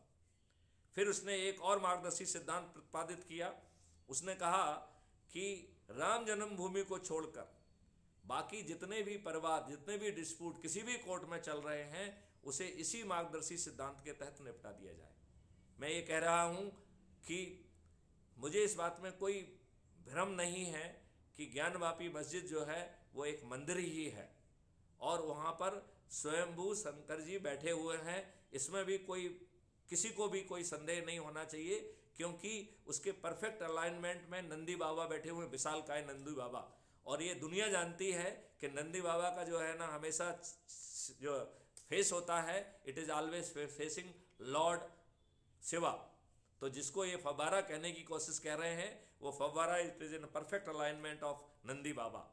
और उस ज्ञानवापी मस्जिद के पीछे गौरी और इसके बहुत सारे देवी देवताओं के फोटो हैं, जिनकी आज भी पूजा की जा रही है। तो मुझे इस बात में कोई संदेह नहीं है कि वो एक मंदिर है, लेकिन मैं उन मजिस्ट्रेट की जो है ना बुद्धि पे जो ना तरस खाता हूँ। वो किस बात का सर्वे करा रहे हैं? ये कानून आपको इजाजत ही नहीं देता है। वो तो आपको एक मार्गदर्शी सिद्धांत देता है, कट ऑफ लाइन 15 अगस्त 1947। उस दिन कौन सा जो है धर्म किस चीज के लिए यूज हो रहा है, ये देखा जाए। यदि वो स्थान मस्जिद के रूप में यूज हो रहा है तो वो मस्जिद कहलाएगा। तो फिर ये ओरिजिनल स्वरूप के लिए सर्वे क्यों हो रहा है? तो मेरा मानना है कि कायदे से इस एक्ट को रद्द कर देना चाहिए था, जो कि नहीं किया जा रहा है। ये इस देश के साथ नाइंसाफी है। तो ना केवल वर्शिप प्लेसेस एक्ट, बल्कि इससे मिलते जुलते जो ढेर सारे कानून बनाए गए हैं, जो संविधान की आत्मा के और फंडामेंटल राइट के विरोध में हैं, ऐसे सभी कानून को संशोधित किया जाएगा। हमारा लक्ष्य 19 कहता है कि जो इंटेलेक्चुअल प्रॉपर्टी राइट है, इसे जो है आज हम बहुत बेकार मानते हैं, क्योंकि ये आपने छोटा सा कंट्रीब्यूट किया और आप उस पर बैठ गए नांग जैसे, और आपने जो है ना उसके ऊपर जो है ना एक कुंडली बना ली। तो आपने जो है ना, आपका तो दिमाग आपका नहीं है, यहीं से पैदा हुआ है, नेचर की चीज खा के पैदा हुए। जब आपका दिमाग भी अपना नहीं है और आपके छोटे कंट्रीब्यूशन से आपको इंटेलेक्चुअल प्रॉपर्टी राइट कैसे दिया जा सकता है? So you will have little right that will be to the proportion of the value added by you. तो जो आपने वैल्यू एडिशन किया है उसके अनुरूप ही जो है ना आपको लाभ होगा। Otherwise intellectual property is a global property, ये नेचर की प्रॉपर्टी है, और हर किसी को हक होगा कि जहां तक आप पहुंच गए हैं उससे आगे की यात्रा करें। आज जो है दुष्टतापूर्वक आपका जो है ना जेनेटिकली मॉडिफाइड इसी कुत्सित मानसिकता का प्रतीक है, जहां पर आप जो है दुष्टतापूर्वक, एक सीड का एक मुख्य गुण है कि वो रिप्रोडक्शन के लिए यूज होता है। हमने दुष्टतापूर्वक उसका वो जीन काट दिया जो रिप्रोडक्शन के लिए जिम्मेवार है, और हमें यह भी नहीं मालूम है कि इस मॉडिफिकेशन से how that seed will be, जिसको हम खाना कह रहे हैं, जो हम बीज कह रहे हैं, जिसे हम पीस के आटे के रूप में खाते हैं, how it will be modifying and reacting with our cell, ये हमें वो भी नहीं मालूम है कि how it would be reacting. लेकिन हमें तो किसी चीज़ से लेना देना नहीं है, हमें पैसा मिलना चाहिए, हम इतने दुष्ट लोग हैं। तो ये स्थिति है। तो इसके बाद नेक्स्ट आ रहा है अबाउट द कॉलेजियम सिस्टम। आज जो है 87 परिवार के लोग हैं, वो आपकी पूरी अपर जुडिशरी को जो है ना कर रहे हैं। आज इतने बड़े बड़े जो है ना कॉलेजेस आ गए हैं, उनके बच्चे जो है ना वो अपर जुडिशरी में नहीं आते हैं। एक कॉलेजियम सिस्टम के तहत ये खुद ही डिसाइड कर लेते हैं कि 10 साल की जो है ना सेवा वाले कौन से वो लोग हैं, और वो इनवेरिएबली इनके परिवार से जुड़े लोग होते हैं। यदि धोखे से एक आध व्यक्ति नया जुड़ जाता है तो 87 के बाद एक 88 परिवार हो जाएगा। यदि 2 लोग जुड़ गए तो 89 हो जाएगा, लेकिन ये संख्या कभी 100 के ऊपर नहीं पहुंचेगी। ये बड़ी दुष्टतापूर्ण बात है। और यहाँ पर हम ये भी मानते हैं कि this can not be left to the politicians also. यदि अभी भाजपा के ऊपर छोड़ दिया जाएगा तो जुडिशरी में आरएसएस वाले भर दिए जाएंगे, ये भी देश के लिए अच्छा नहीं होगा। तो हमारा मानना है कि जजेस का जो सिलेक्शन होना चाहिए वो भारतीय जुडिशियल सर्विस के माध्यम से होगा, और डिस्ट्रिक्ट जज से लेके ऊपर सभी जो जजेस हैं, जैसा कि IAS IPS का होता है, उसी तरीके से वो वहाँ पर जो है ना पहुँचेंगे, उनका जो सिलेक्शन होगा और प्रमोशन होगा। और उसमें भी जो है पोस्टिंग जो है ना, it will not B at the discretion of the politician. तो एक परफॉर्मेंस इंडेक्स क्रिएट की जाएगी, and performance index come choice system के आधार पर पोस्टिंग की जाएगी, ऐसा सिस्टम होगा। अपील की 2 तरीके की अपील की व्यवस्था जो है क्राइम फ्री भारत के लक्ष्यों में है। एक, जहां पर आप ये फील कर रहे हैं कि जजमेंट में गलती है, तो it is the appeal against the judgment. एक बहुत ही ओरिजिनल आइडिया इसमें लिया गया है, अपील अगेंस्ट द जज, जहां ये प्रिजम्पशन है कि पर्याप्त साक्ष्य होने के बाद जज महोदय ने किसी अल्टीरियर कंसिडरेशन में जानबूझ के गलत निर्णय दिया है। जब जज के विरुद्ध जो है ना अपील होगी, तो जज महोदय को खुद खड़े होकर अपने जजमेंट को डिफेंड करना होगा। यदि वो अपने जजमेंट को डिफेंड नहीं कर पाएंगे तो उन्हें कंपनसेशन और क्षतिपूर्ति तो देना ही होगी, बल्कि उन्हें महाअभियोजित भी कर दिया जाएगा। He will not stay as a जज। तो जो जज अभी अपने आप को लॉर्ड समझने लग गए हैं, भाग्य विधाता समझने लग गए हैं, उनका काम जो है न्याय करना होना चाहिए, लॉर्ड होना नहीं होना चाहिए। आज जो है ऐसी 50 चीजें हम आपसे डिस्कस कर सकते हैं जो जजेस ने गलत तरीके से अपने आप को ले ली है। जो हम अभी बात जजेस के लिए कर रहे हैं, उसे 21 लक्ष्य में हम बाकी लोगों के बारे में कह रहे हैं कि अब सीनियर जो है आपकी ACR नहीं लिखेंगे। यदि हमारी बहुत मेहरबानी होगी तो 5% वेटेज में कम फ्रॉम द सीनियर। और यदि ऑटोमेटेड परफॉर्मेंस कैप्चरिंग में जो परफॉर्मेंस आ रहा है, यदि सीनियर के द्वारा जो परफॉर्मेंस दिया गया है, यदि उसमें मैच नहीं कर रहा है और सीनियर महोदय ने यदि पर्याप्त कारण नहीं बताए हैं, तो system will over rule his assessment. तो जो अभी पोस्टिंग और प्लेसमेंट के कारण पूरे जो है ना हमारे एडमिनिस्ट्रेटिव सिस्टम को मैनिपुलेट किया जा रहा है, जिसे एक स्थानांतरण उद्योग बना दिया गया है, क्राइम फ्री भारत का ये मानना है कि वो उद्योग खत्म हो जाएगा। तो इस तरीके से 21 जो है लक्ष्य हैं, और उन लक्ष्यों को जमीन पे उतारने के लिए एक चीज समझ में आई है कि हमें सभी राजनीतिक पार्टियों के सभी राजनेताओं को पराजित करना पड़ेगा, और उसके लिए एक हाईली डेमोक्रेटिक मॉडल पैदा किया गया है, जिसको मैं आपसे डिस्कस करना चाहूँगा। तो इसके 3 आधार स्तंभ हैं। पहला आधार स्तंभ है कि हम जो है लोगों को ऊर्जाकृत करेंगे, लोगों को संकल्पित करेंगे, लोगों को शपथकृत करेंगे। तो जो मैं बातचीत कह रहा हूं, यही ऊर्जाकृत करना है, जो कि अवेयरनेस से थोड़ा सा 1 डिग्री ऊपर जाती है, which makes the people to do something. It is action oriented है। तो अवेयरनेस की एक हायर डिग्री है जिसे मैं ऊर्जाकृत करना है। और ऊर्जाकृत करना कोई मिस्टिकल प्रोसेस नहीं है, कोई हवन वो नहीं है। ये जो हम बातचीत कर रहे हैं, जिससे कि आप अवेयर होके एक एक्शन प्लान के तहत काम करेंगे, तो वो ऊर्जाकृत करना है। फिर इसमें संकल्प है। वैसे मूल संकल्प केवल एक ही है कि 10 व्यक्तियों को प्रतिदिन जोड़ना है, और ये संकल्प मात्र 9 दिन में खत्म हो जाएगा। लेकिन मुझे इस बात का आभास है कि भारत में हम पूजा भी करते हैं तो कहते हैं कि पूजा 3 प्रकार की, छोटी बड़ी मझोल। तो हमने यहाँ 5 ऑप्शन दे दिए हैं कि यदि आप 10 लोगों को नहीं जोड़ पाते हैं तो आप 5 लोगों को जोड़ लीजिए। वैसी स्थिति में आपका दिन जो है, समय है, पीरियड, वो 9 दिन की बजाय 18 दिन हो जाएगा।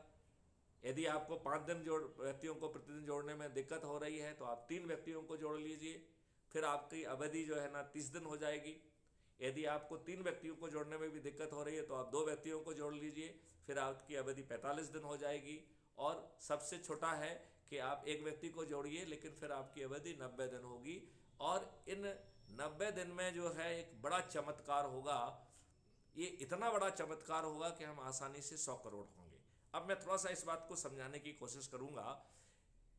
आप ये देखिए, आप ये मानिए कि हमने ये अभियान आज चालू किया, और आप जैसे ही मैंने 9 लोगों से और बात की, उन्हें ऊर्जाकृत किया, उन्हें संकल्पित किया, उन्हें शपथकृत किया। तो हम शपथ के बारे में अभी आपको बताएंगे शपथ क्या है। तो हमने शपथकृत किया तो आज हम 10 हो जाएंगे। ये 10 लोग ऊर्जाकृत भी हैं, संकल्पित भी हैं, शपथकृत भी हैं और इन 21 ऑब्जेक्टिव से पूरे अलाइंड हैं। ये व्यक्ति इतने बड़े मकसद के लिए अगले दिन 10-10 लोगों को जोड़ना है, जो उनका संकल्प है 9 दिन के लिए, तो दूसरे दिन 100 हो जाएंगे, तीसरे दिन 1000 हो जाएंगे, चौथे दिन 10,000 हो जाएंगे, पांचवें दिन 1 लाख होंगे, छठवें दिन 10 लाख होंगे, सातवें दिन जो है ना 1 करोड़ होंगे, आठवें दिन 10 करोड़ होंगे और 9वें दिन 100 करोड़ होंगे। तो हमारे एक साथी ने कहा कि डीजी साहब आप तो जो है ना इतने समय 7 साल तक डीजी रहे हैं, क्या लोगों को जोड़ना किसी मैथमेटिक्स से होता है क्या? आपसे जो है ना इस तरीके की बात की अपेक्षा तो हम नहीं कर रहे थे। तो मैंने उनसे कहा कि ये इतना आसान है, मैं ज़रा इसको रिवर्स ढंग से आपको समझाता हूँ। तो बोले हाँ बताइए। तो मैंने कहा कि 9वें दिन 9 करोड़ लोग 10-10 लोगों को जोड़ के 90 करोड़ लोगों को जोड़ रहे हैं, तो 100 करोड़ में से 90 करोड़ लोग चूंकि वो 9वें दिन जुड़ रहे हैं और 9वें दिन ऑलरेडी 100 करोड़ का संकल्प पूरा हो जा रहा है, लिहाजा उन्हें किसी को नहीं जोड़ना है। तो फिर मैंने उनसे पूछा कि भाई साहब खुद जुड़ जाना और इतने बड़े कई आपको मकसद भी मिल जाएंगे और आप सभी राजनेताओं को भी पराजित कर पाएंगे, तो उस इतने बड़े चीज़ के लिए क्या खुद जुड़ जाना कोई बहुत बड़ा काम है क्या? बोले नहीं साहब ये तो सरल है। तो मैंने कहा चलो ठीक है, कम से कम एक चीज़ तो आपने मानी कि सरल है। फिर मैंने उनसे कहा कि 8वें दिन 9 करोड़ लोग जुड़ रहे हैं, मतलब 90 लाख लोग जो है 10-10 लोगों को जोड़ेंगे, इस तरीके से 9 करोड़ लोग 8वें दिन जुड़ रहे हैं। फिर हमने उनको कहा कि 8वें और 9वें दिन को जरा जोड़ देते हैं, यदि 8वें और 9वें दिन को जोड़ देंगे तो 99 करोड़ लोग 99 करोड़ को जोड़ रहे हैं। इस प्रकार यदि पति अपनी पत्नी को या पत्नी अपने पति को या किसी एक अन्य व्यक्ति को जोड़ देते हैं तो 100 करोड़ में से 99 करोड़ का संकल्प पूरा हो जाएगा। फिर मैंने उनसे पूछा कि भाई साहब ये बताइए, क्या अपने पति को पत्नी को या पत्नी को पति को जोड़ना क्या बहुत कठिन काम है? उन्होंने कहा नहीं साहब नहीं है। तो मैंने कहा साहब अब तो 1 करोड़ ही बचे हैं, 99 करोड़ का तो संकल्प पूरा हो गया है। फिर मैंने उनसे दोबारा शुरू किया कि देखिए मैथिली शरण गुप्त के पास 9 दिन थे तो वो 90 लोगों को जोड़ेंगे। जो पहले दिन 9 लोग जुड़े हैं उनके पास 8 दिन बचेंगे तो उन्हें 80-80 लोग जोड़ना है।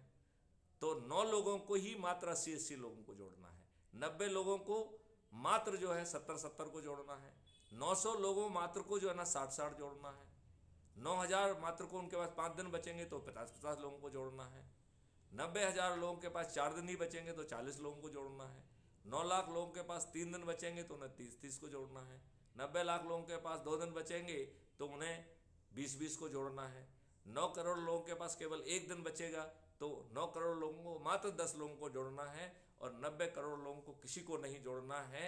और जब आपको ये 3 इंस्ट्रूमेंट भी दे दिए गए हैं और ऊर्जाकृत करने के लिए क्राइम फ्री भारत मिशन में 2300 से अधिक वीडियोज अवेलेबल हैं जो हर लक्ष्य के ऊपर कैसे जो है ना किया जाएगा। इवन जो हमने डिस्कशन जो है अपने यूनिवर्सिटीज़ के बच्चों से किया, स्मार्ट इंडिया हैकाथॉन में किया, उसके वीडियोज भी क्राइम फ्री भारत पर अवेलेबल हैं। थोड़ा सा इसको आगे बढ़ाइए। तो इसके बाद इसमें एक, तो ये बहुत आसान है और इसमें हमने एक और फार्मूला दिया है कि, तो लोगों ने एक बात मुझसे कही, बड़ी प्रैक्टिकल बात कही, बोले साहब प्रॉब्लम ये है कि आज जो है ना कोई किसी ना किसी पार्टी से जुड़ गया है, या तो उसका कार्यकर्ता है या उसका अंधभक्त है, तो साहब ये समस्या कैसे दूर हो? तो मैंने कहा कि भाई ये तो अपने पार्टी के कार्यकर्ताओं को ही धोखा दे रहे हैं।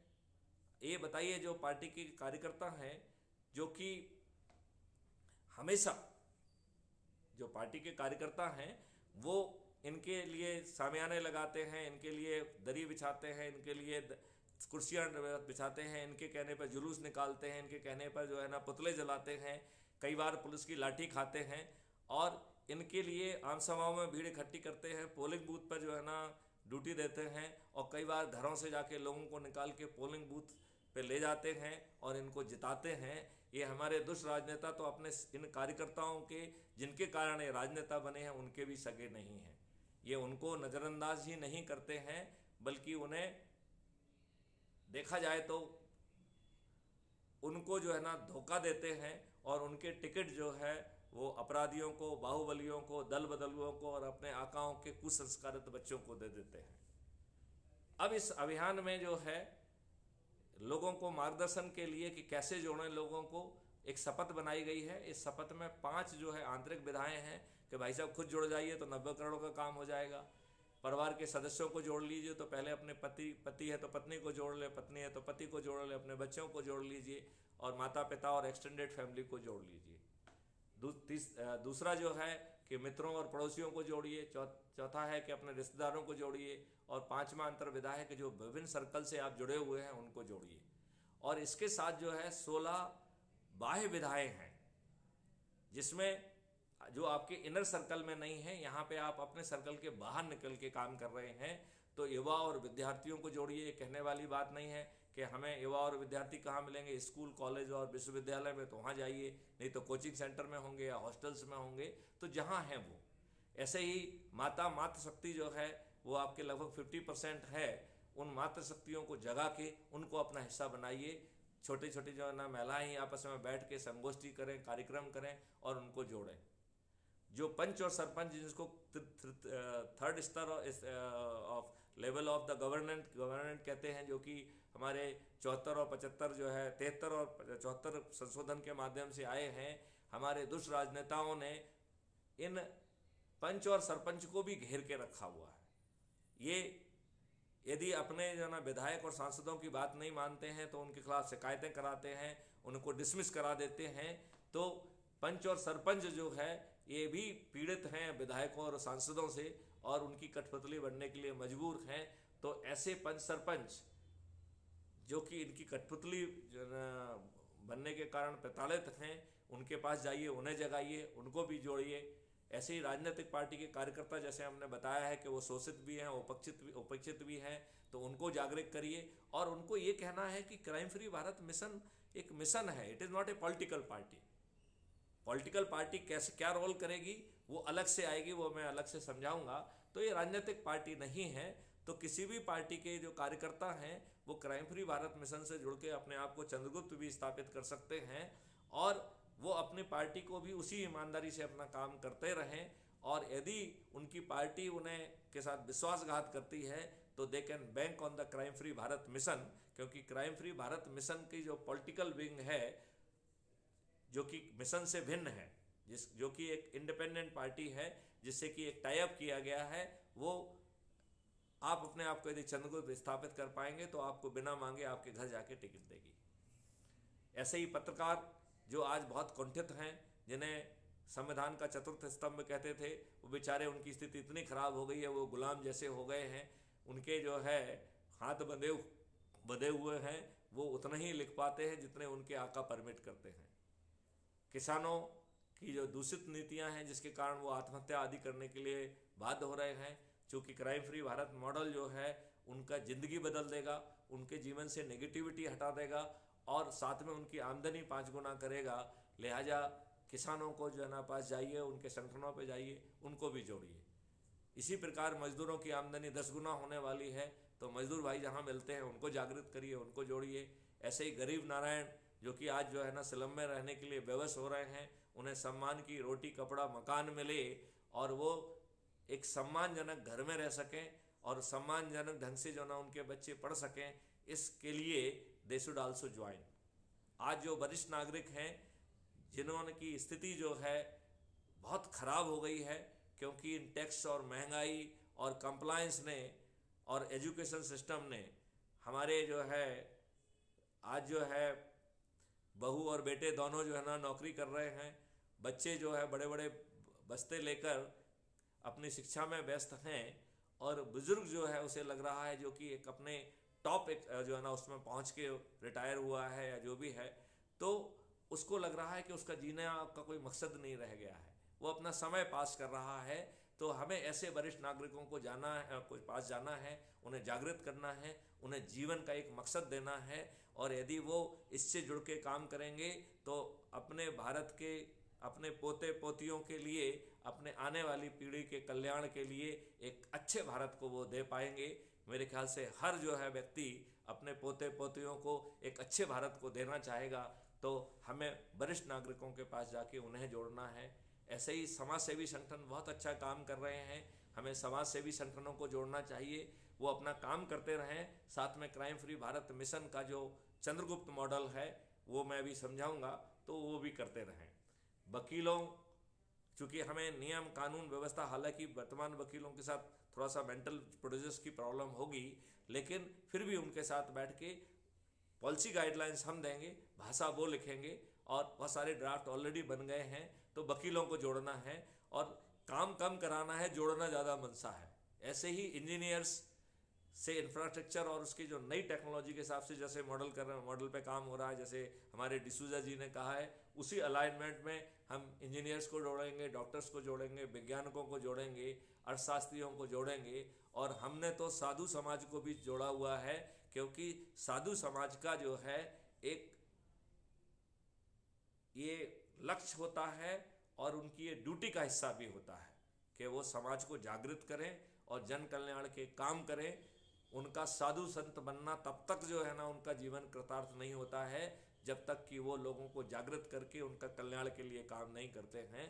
तो उनकी जो एक लक्ष्य है, और क्राइम फ्री भारत साधु संतों का भी जो है ना उपयोग इस बात के लिए करे, उनको भी जागृत करे, तो वो यदि लोगों को जागृत करने में आगे आएंगे तो हमारी जर्नी और भी आसान हो जाएगी। अब इसके पीछे जो, तो हमने दो चीज़ें कह दी हैं, एक तो कह दिया ऊर्जाकृत करना, दूसरा संकल्पित करना। और संकल्पित करने के लिए आपको लोगों को जागृत करने के लिए हमने अंता मॉडल और बाह्य दोनों दे दिए।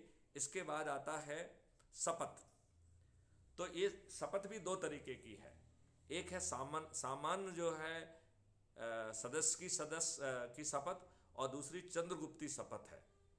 तो पहले मैं जो है सामान्य जो है सदस्य की शपथ बताता हूँ। वो कह रही है कि शपथ के 3 हिस्से हैं। मैं भारत माता की शपथ लेता हूँ कि मैं अपने देश के लिए और 21 लक्षों को जमीन पर उतारने के लिए स्वयं चंद्रगुप्त बनूंगा।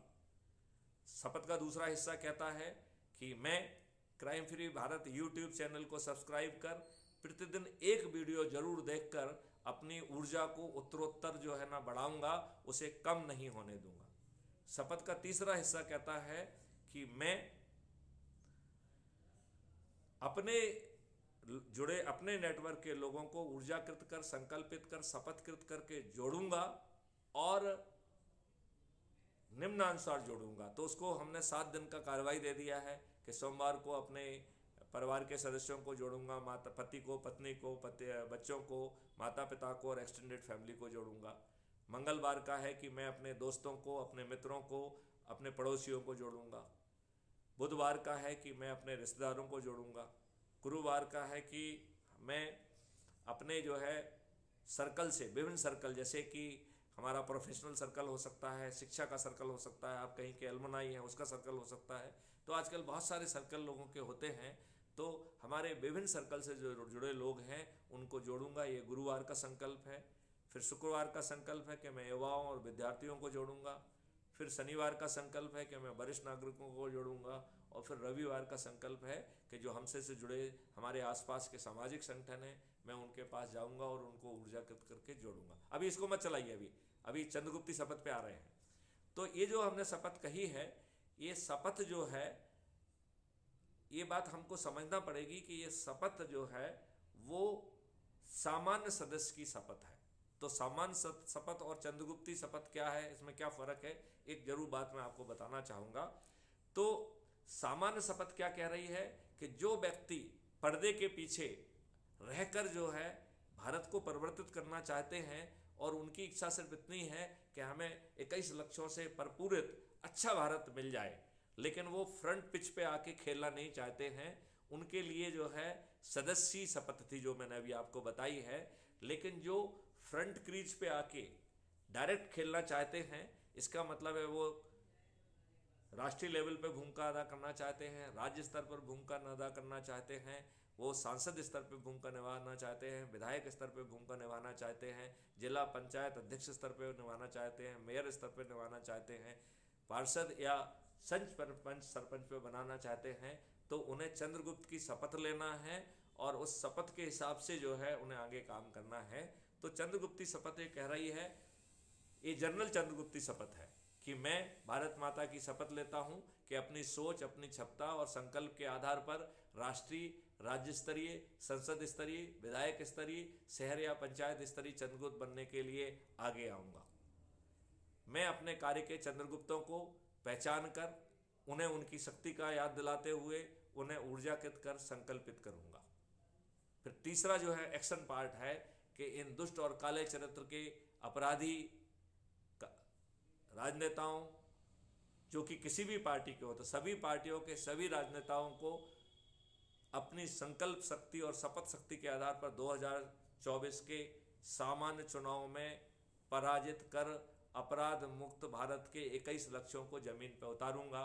नाम, पता, मोबाइल और किस स्तर के आप चंद्रगुप्तीय स्तर आप चाहते हैं, ये वो शपथ हो गई है। नेक्स्ट में जो है राष्ट्रीय स्तर के चंद्रगुप्त की बात है। तो राष्ट्रीय स्तर का चंद्रगुप्त जो है वो है जो कि राष्ट्र लेवल पे जो है ना काम करना चाहता है। सभी राज्यों के राज्य स्तरीय चंद्रगुप्तों को पहचान करना उसकी भूमिका है। तो वो कह रहा है कि मैं भारत की शपथ लेता हूँ, भारत माता की शपथ लेता हूँ कि मैं अपने देश के लिए राष्ट्रीय चंद्रगुप्त बनूंगा। मैं राज्य स्तरीय चंद्रगुप्तों को पहचानूंगा, उनको उनकी शक्ति का एहसास दिलाऊंगा, उनकी क्षमता का एहसास दिलाऊंगा, उन्हें ऊर्जाकृत करूंगा, संकल्पित करूंगा, शपथकृत कर राज्य स्तरीय चंद्रगुप्त बनने के लिए उन्हें प्रेरित करूंगा। और इसके लिए मैं उनसे मिलूंगा, उन पर टेलीफोन से बात करूंगा, वीडियो कॉन्फ्रेंसिंग करूंगा, जहां संभव होगा वहां फेस टू फेस संगोष्ठी करके उन्हें लगातार प्रेरित करूंगा और उनके मनोबल को सतत बढ़ाते हुए अपराध मुक्त भारत बन के 21 लक्ष्यों को चरितार्थ करने के लिए मैं सतत योगदान दूंगा। तो नाम, पता, मोबाइल नंबर और पिन कोड। नेक्स्ट, ये राज्य स्तरीय चंद्रगुप्त की शपथ है। इसमें है कि मैं भारत माता की शपथ लेता हूं कि अपने देश के लिए राज्य स्तरीय चंद्रगुप्त बनूंगा। और अब राज्य के नीचे सांसद आ जाएंगे, तो संसदीय क्षेत्रों के चंद्रगुप्त को पहचान कर उन्हें ऊर्जाकृत कर, संकल्पित कर, शपथ कर संसदीय चंद्रगुप्त बनने के लिए प्रेरित करूंगा। उनसे मिलूंगा, उनसे टेलीफोन करूंगा, वीडियो कॉन्फ्रेंस करूंगा, संगोष्ठी करूंगा और उन्हें लगातार प्रेरित करूंगा, उनके मनोबल को बढ़ाकर अपराध मुक्त भारत मिशन के 21 लक्ष्यों को जमीन पर चरितार्थ करने के लिए सतत योगदान दूंगा। मेरा नाम, पता, मोबाइल और राज्य का नाम, तो जिस राज्य के आप राज्य स्तरीय बन रहे हैं उसके बारे में है। फिर जो है संसद स्तरीय है, तो इसमें समझना पड़ेगा ये जो संसद स्तरीय शपथ है, इसके माध्यम से हम वही बात कह रहे हैं कि हम संसद स्तरीय, मतलब इसके माध्यम से जो लगातार काम करेगा और वो लोगों की जोड़ने की मेरिट लिस्ट में ऊपर के 543 जो लोग रहेंगे वो संसदीय चंद्रगुप्त कहलाएंगे। और जो क्राइम फ्री भारत ने जिस पॉलिटिकल पार्टी से एक टाई अप किया है, जिससे कि वो पीपल्स रिप्रेजेंटेटिव एक्ट 1950 और 51 के माध्यम से जो है लोगों को टिकट दे पाएँ, क्योंकि अभी प्रॉब्लम ये है कि हमें वर्तमान व्यवस्था के तहत ही काम करना पड़ेगा और फिर पार्लियामेंट के मंदिर में पहुंचकर जो आप लोग काम कर रहे हैं उसको ऑब्जर्व करते हुए और 21 लक्ष्यों को जो कि एक आपस में काफ़ी समरसता और एक रूपता रखते हैं उनको उतारा जाएगा। तो संसदीय चंद्रगुप्त की शपथ ये है कि आपको वो टारगेटेड कर दे रहा है। इट इज समथिंग लाइक कि कोई कहे कि मैं सिविल सर्विसेज में बैठूंगा और मैं शपथ लेता हूं कि मैं जो है ना IAS IPS बनूंगा या फलाना बनूंगा, तो वो उस समय से तैयारी करना चालू करेगा और वो प्रीलिम को भी पास करेगा, मेन को भी पास करेगा और इंटरव्यू में मिला के और इंटरव्यू और मेन के जो मार्क्स मिला के वो मेरिट लिस्ट में भी आएगा। तो इस शपथ का केवल एक ही उद्देश्य है कि वो जो है लोगों को किसी भी तरीके से जोड़े, वो किसी भी तरीके से कहना चाहिए कि वो जो है लोगों को ऑन ट्रैक रखे, जिससे वो अपने काम को कर सके, आगे बढ़े। तो उसी तरीके से विधायक स्तरीय शपथ है, उसी के तरह इस तरह से जो है फिर जिला पंचायत अध्यक्ष वाली शपथ हो जाएगी, लगभग एक ही चीज़ है वो अपने, और ऐसे ही जो है पंच सरपंच वाली शपथ हो जाएगी। तो आप ये देखेंगे कि इस मॉडल में विजिबल जो है पारदर्शिता है। क्राइम फ्री भारत का जो ऐप है उसमें यदि आप एक व्यक्ति को जोड़ते हैं तो आपको मोहल्ला अधिकारी बना देता है, यदि आप 3 व्यक्ति को जोड़ते हैं तो वो आपको टाउन अधिकारी बनाता है, यदि आप 5 व्यक्तियों को जोड़ते हैं तो वो आपको ब्लॉक ऑफिसर बनाता है, यदि आप 10 व्यक्तियों को जोड़ते हैं तो वो जिला अधिकारी बनाता है, यदि आप 50 लोगों को जोड़ते हैं तो राज्य अधिकारी बनाता है, यदि आप 100 लोगों को जोड़ते हैं तो वो आपको राष्ट्रीय अधिकारी बनाता है। तो इस तरीके से जब आप राष्ट्रीय अधिकारी बन जाएंगे तब आपकी चंद्रगुप्त की यात्रा प्रारंभ होती है। और चंद्रगुप्ती इसमें जैसी कि शपथ है, आप जो है इसमें लास्ट में चंद्रगुप्ती कार्य के ऊपर ले जाइए जरा, that will be that point I would like to discuss, ये चंद्रगुप्ती कार्य। हाँ,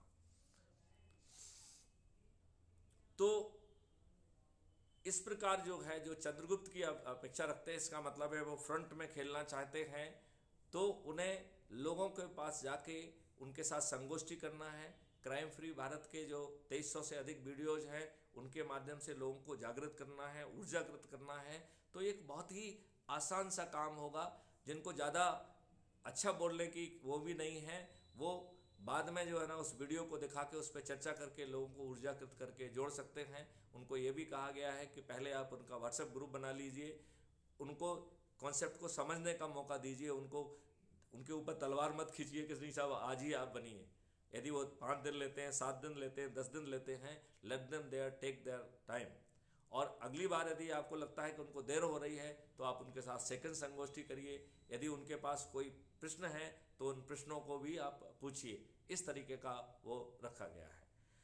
तो इस पूरे कॉन्सेप्ट के तहत जब लोग बाग जो है लगातार लोगों को जोड़ेंगे तो जैसा हमने समझाया है कि बहुत ही आसानी से हम यदि थोड़ा सा अपना ही संकल्प का काम कर लें तो उसके 1/10 एनर्जी से भी हम 100 करोड़ पे पहुंच जाएंगे। और 100 करोड़ पे हम पहुंच के जो चंद्रगुप्त हैं, जो ऊपर के 543 लोग होंगे वो चंद्रगुप्त होंगे, फिर बाद में जो है विधायकी चंद्रगुप्त उसी सूची से निकल के आएंगे।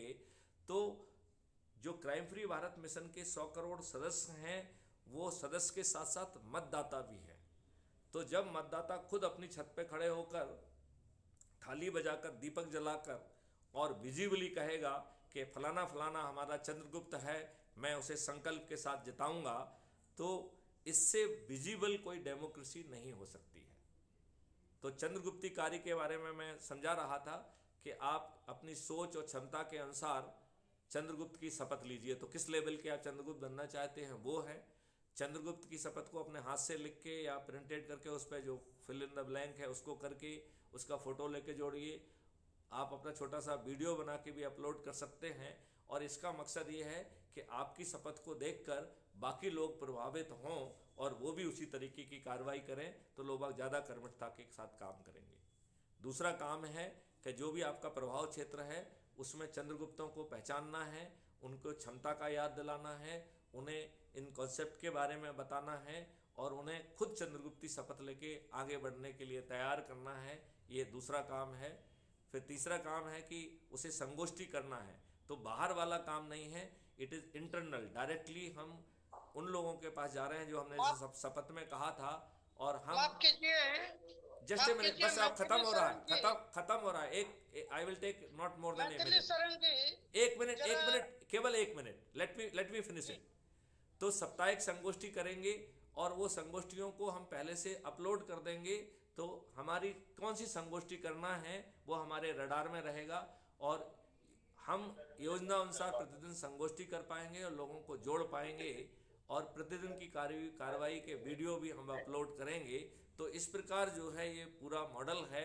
और मेरे ख्याल से अशोक भाई पटेल जी जो है ना इस बात से सहमत होंगे कि इसने वो सब चीज़ें कवर कर ली हैं जो जन सांसद का भी ध्येय है। बल्कि मेरे ख्याल से it is more exhaustive and more inclusive. इसके बाहर कुछ रह ही नहीं जाएगा, ऐसा मेरा सोचना है। इसी के साथ मैं अपनी वाणी को विराम देता हूं और अशोक भाई पटेल जी कुछ कह रहे हैं, उनको सुनता हूं। जी जी, नमस्कार डेरिल जी और सभी साथियों को मेरा नमस्कार।